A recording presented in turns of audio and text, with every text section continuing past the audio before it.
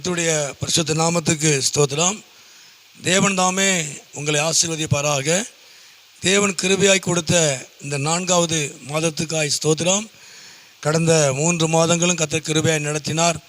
இந்த 4வது மாதத்தையும் கர்த்தர் நடத்துவார். அவர் உங்களை ஆசீர்வதிப்பார். இந்த மாதத்தினுடைய வாக்கு தத்தமாக உபாகமம் 7ஆம் அதிகாரத்திலே அந்த 14வது வசனத்தை நான் வாசிக்கிறேன்.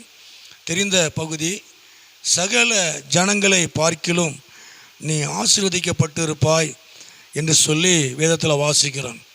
தேவன் இன்றைக்குமே ஒரு வித்தியாசமாய் நடத்துகிற ஒரு தேவன்.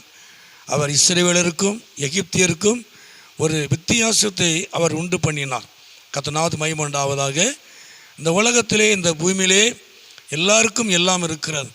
ஆனால் அதே நேரத்தில் தேவன் தம்முடைய ஜனங்களை, அவரை நோக்கி பார்க்கிற, அவரை பின்பற்றுகிற ஜனங்கள், அவரிடத்தில் கேட்கிற ஜனங்கள், அவர் என்றைக்குமே ஒரு வித்தியாசமாய் அவர் நடத்துவார்.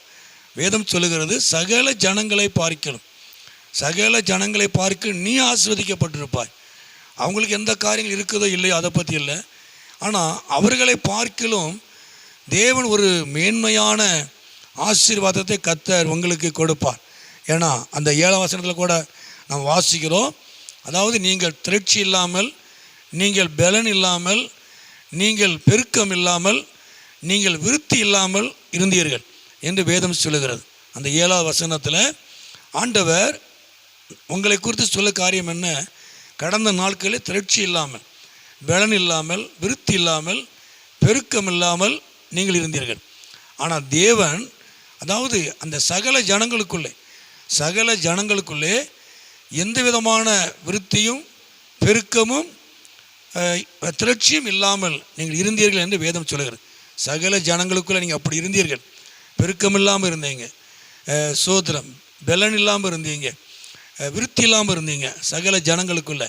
இப்போ ஆண்டவர் சொல்லும் பொழுது, அதே ஜனங்களுக்குள்ளே, அதே ஜனங்களை பார்க்கிலும் நீ ஆசீர்வதிக்கப்பட்டிருப்பாய்.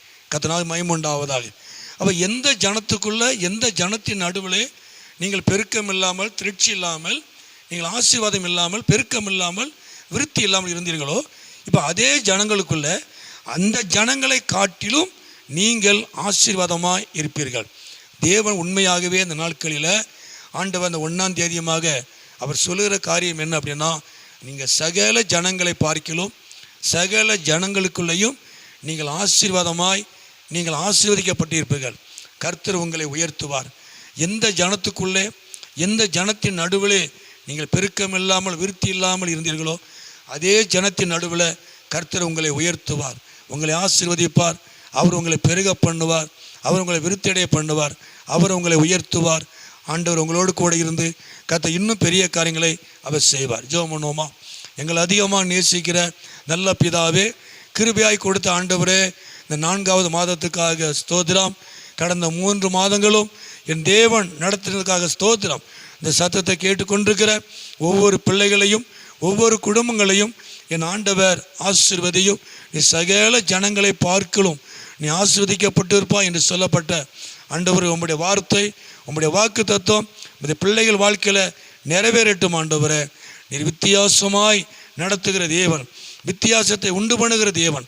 தேவன் தாமே அருமையான உடைய பிள்ளைகளை நீ சகல ஜனங்களை பார்க்கிலும் ஆசீர்வதித்து நீ பெருக பண்ணி விருத்தியடைய பண்ணுவீராக. உடைய நாமத்தை மகிமைப்படுத்தும், ஆசீர்வதியும். இயேசுவின் நாமத்தில் ஜெபிக்கிறோம் நல்ல பிதாவே. ஆமேன், ஆமேன்.